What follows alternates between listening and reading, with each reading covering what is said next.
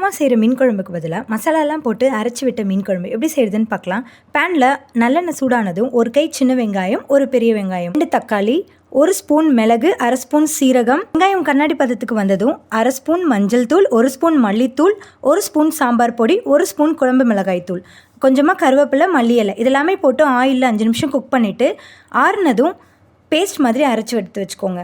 பேனில் ஆயில் சூடானதும் கடுகு, வெந்தயம், ஒரு சின்ன சைஸ் ஆனியன், கருவேப்பிலை, பூண்டு இதெல்லாமே போட்டு வதக்கிட்டு, இது ஆப்ஷனல் தான், முருங்கைக்காய் உங்களுக்கு தேவைப்பட்ட போடலாம், இல்லைன்னா ஸ்கிப் பண்ணிக்கலாம். கூடவே அரைச்ச மசாலா, ஒரு பெரிய லெமன் சைஸ்க்கு புளி கரைச்ச தண்ணி, கூடவே உப்பு, ஒரு சின்ன பீஸ் வெல்லம் இதெல்லாமே போட்டு 10லேருந்து 15 நிமிஷம் நல்லா கொதிக்க வச்சுக்கோங்க. குழம்பு நல்லா திக்கான கன்சிஸ்டன்சி வரும்போது க்ளீன் பண்ணி வச்சுருக்கிற மீன் போட்டு ஒரு 2 நிமிஷம் கொதிக்க விட்டு ஸ்டவ் ஆஃப் பண்ணிவிட்டு மல்லித்தழை போட்டு இறக்குனா காரசாரமான அரைச்சி விட்ட மீன் குழம்பு ரெடி. நீங்களும் ட்ரை பண்ண நம்ம சேனலை சப்ஸ்கிரைப் பண்ணுங்கள். பாய் பாய்.